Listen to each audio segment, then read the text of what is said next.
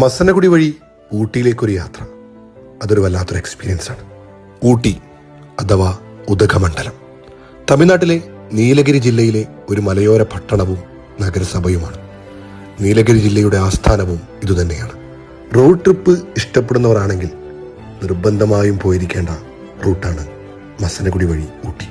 മസനഗുഡിയിൽ നിന്ന് ഏകദേശം 30 കിലോമീറ്റർ സഞ്ചരിച്ചാൽ 36 ഹെയർപിൻ പിന്നിട്ട് കല്ലട്ടിച്ചുരം വഴി നമുക്ക് ക്യൂൻ ഓഫ് ഹിൽ സ്റ്റേഷൻ എന്നറിയപ്പെടുന്ന ഊട്ടിയിൽ എത്തിച്ചേരാൻ പറ്റും.